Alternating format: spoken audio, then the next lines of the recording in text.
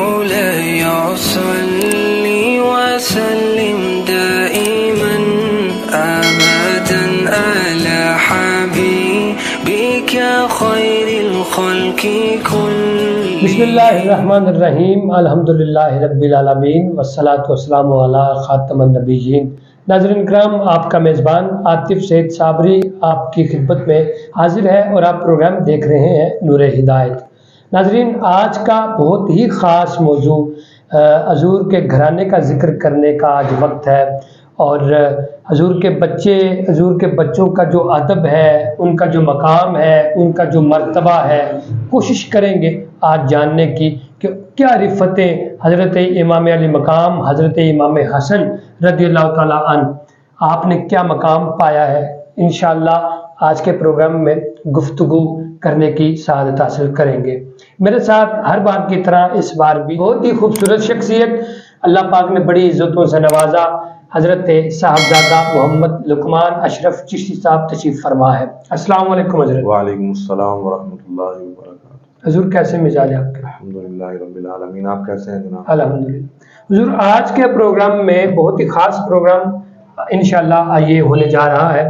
آج حضرت امام علی مقام حضرت امام حسن رضی اللہ تعالیٰ عنہ آپ کی کیا مقام، کیا مرتبہ اللہ نے ان کو نوازا ہے، اس بارے میں آج قرآن و حدیث کی روشنی میں ارشاد فرمائیں گے. بسم اللہ الرحمن الرحیم. ادارہ نور ہدایت کے پلیٹ فارم کا شکریہ جنہوں نے آج اہل بیت کی شان کے اوپر بھی یہ موضوع چنا، اور چونکہ حضرت امام حسن رضی اللہ تعالیٰ عنہ آپ کا یوم ولادت ماہ رمضان المبارک کی پر نور ساعتوں میں ہے، تو اس حوالے سے یہ موضوع بڑا اہم ہے.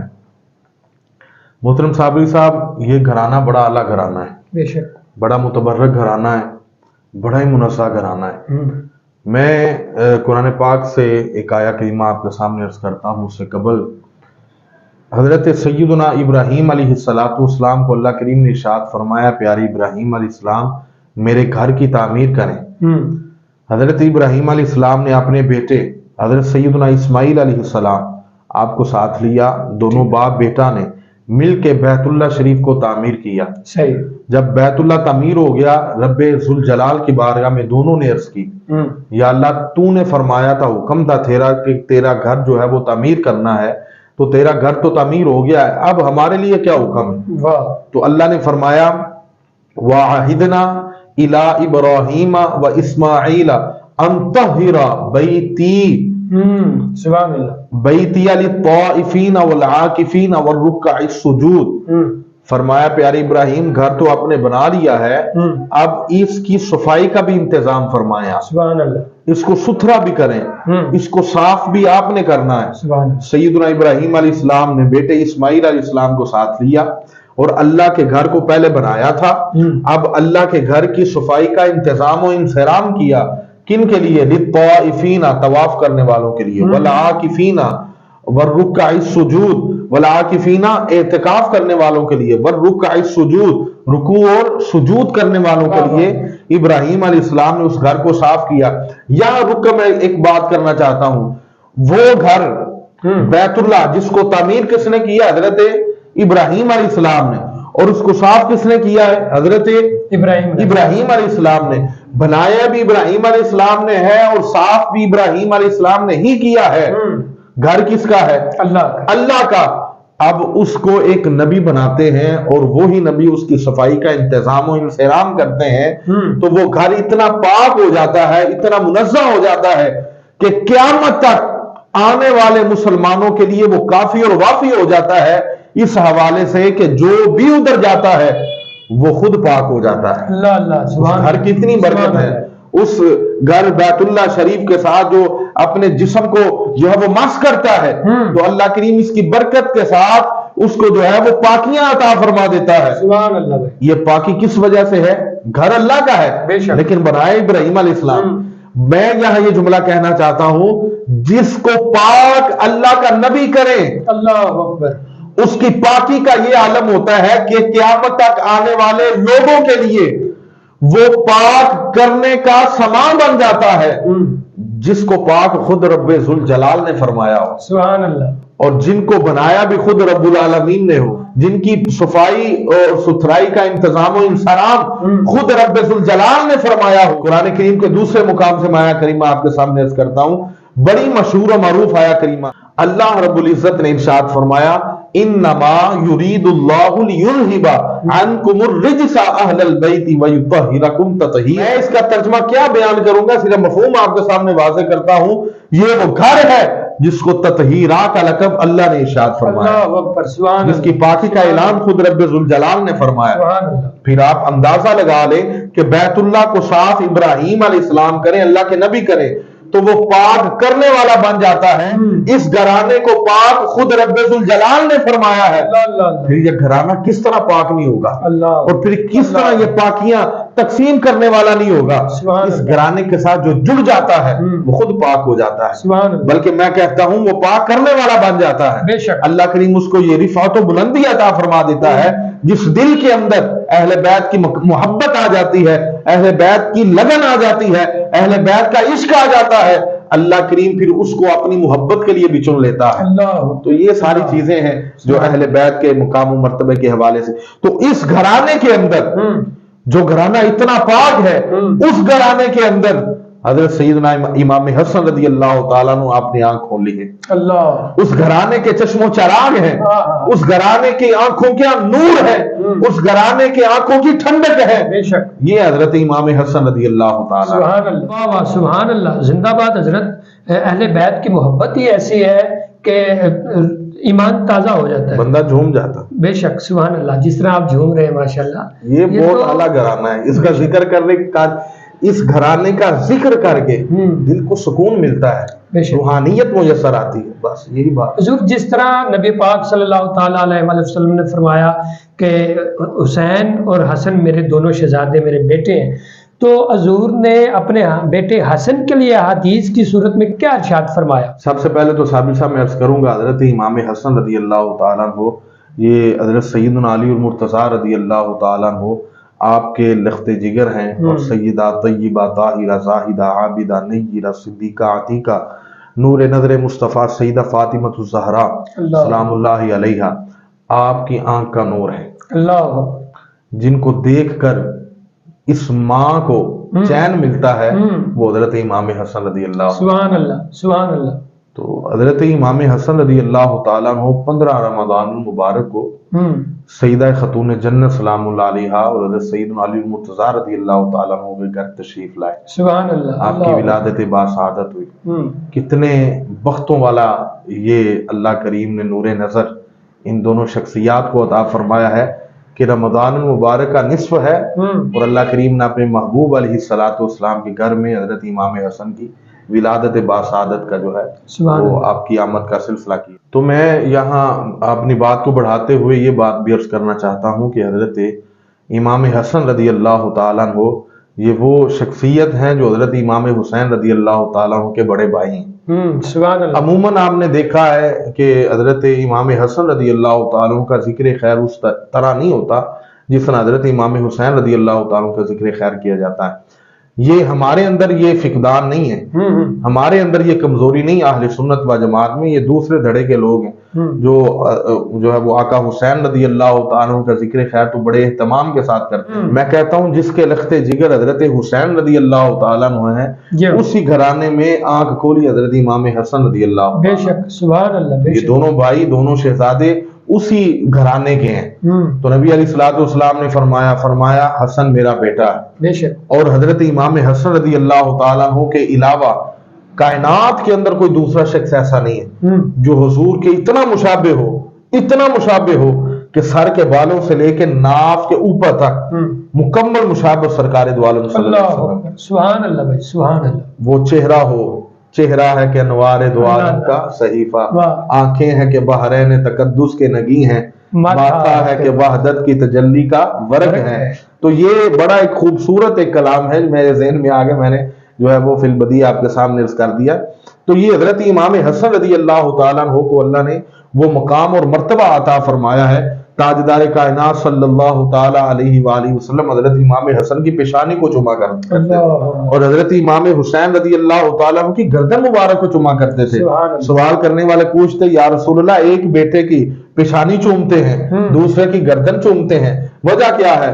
फरमाया, इसकी पेशानी इसलिए चूमता हूं, इसके मुदल्लल फैसलों की वजह से मेरी उम्मत के दो बड़े गुरोहों के अंदर लड़ाई होने से जो है वो सिलसिला बच जाएगा। वाह वाह वाह, सुभान अल्लाह। और फरमाया कि हजरत इमाम हुसैन रदी अल्लाह ताला हो आपकी गर्दन को इसलिए चूमा जाता है कि आप रदी अल्लाह ताला हो अपनी गर्दन पेश करके इस्लाम के जो है वो बचाएंगे और इस्लाम को जो खून की जरूरत होगी वो इस्लाम की आबियारी करेंगे। तो ये अर्ज है हजरत इमाम हसन रदी अल्लाह ताला हो को भी रसूल करीम अलैहि सलाम ने बड़ी मोहब्बत का आपके साथ इजहार फरमाया। माशाल्लाह, बहुत खूबसूरत गुफ्तगू हजरत साहब। ये एक नुक्ता है मेरे जहन में, ये जो जरूरी मैं समझता हूँ कि सहाबा और अहले बैत के दरमियान क्या आपस में ताल्लुकात रहे। बड़ा आम सवाल है जी। आजकल तो सोशल मीडिया के ऊपर यही जो है वो मामला चल रहे हैं।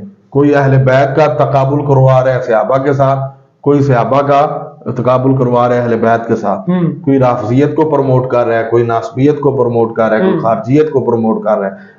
आइए आज हम अहले सुन्नत को प्रमोट करते हैं। आइए आज हम अहले सुन्नत का नारा बुलंद करते हैं।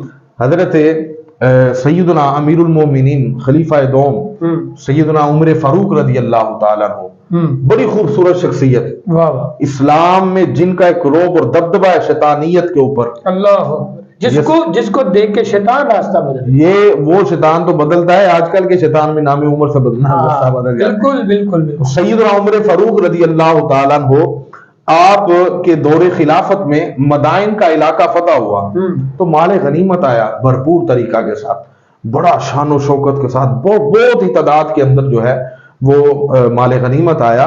तो आपने एक दस्तरखान बिछाया, बहुत बड़ा दस्तरखान बिछा करके उसके ऊपर सारा माल गनीमत जो है वो रख दिया गया। तो वो दस्तरखान जब लगाया गया तो हजरत इमाम हसन रदी अल्लाह ताला अन्हु तशरीफ लाए कि हजरत सैयदना उमर फारूक रदी अल्लाह ताला अन्हु की बारगाह में हजरत इमाम हसन ने कहा, ऐ अमीरुल मोमिनीन, माल गनीमत से जो मेरा हिस्सा बनता है वो मुझे अता फरमाए।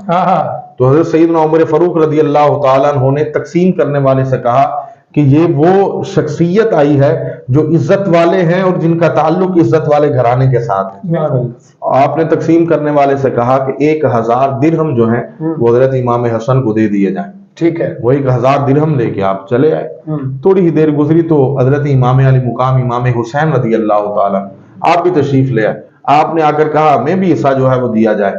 तो हजरत सैयदना उमर फारूक रदी अल्लाह ताला आपने फरमाया, आप भी बख्तों वाले हैं, आप भी इज्जतों वाले हैं, इज्जतों के मालिक हैं, आप खुद भी इज्जतों के मालिक हैं, आपका घराना भी इज्जतों वाला है। बेशक।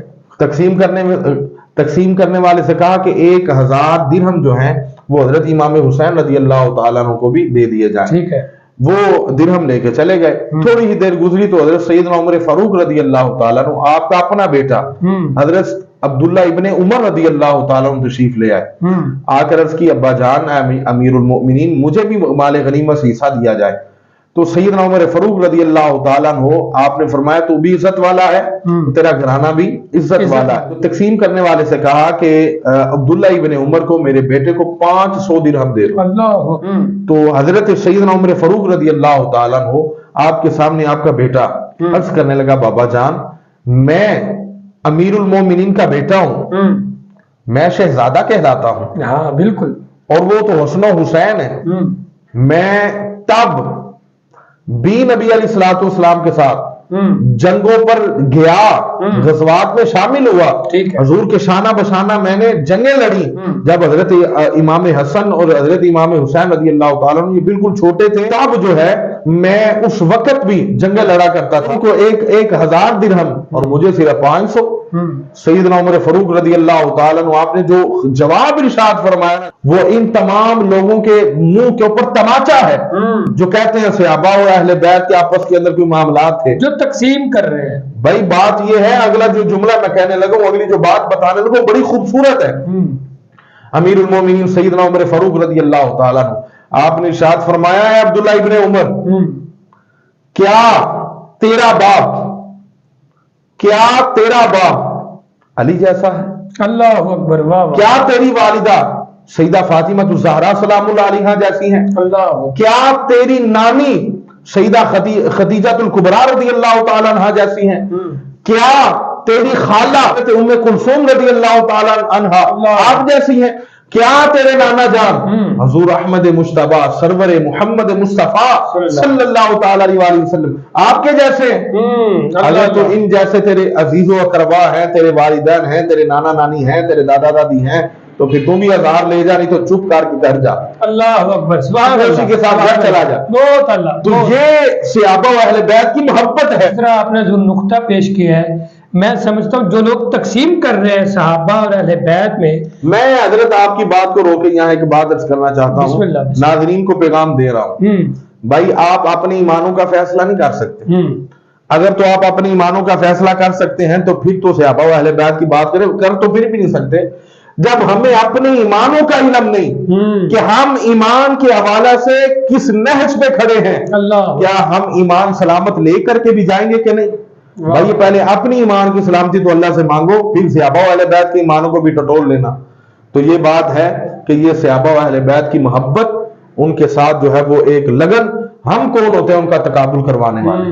तो ये बात है सहाबा व अहले बैत की मोहब्बत, बड़ी अजीम मोहब्बत है। बेशक, माशाल्लाह, बहुत खूबसूरत, रूह ताज़ा हो गई, ईमान ताज़ा हो गया। नाज़रीन इकराम, अहले बैत का जिक्र ही ऐसा है कि हम आने वाली क़यामत तक भी ये जिक्र अगर चलता रहे तो जिक्र कभी ख़त्म नहीं हो सकता है।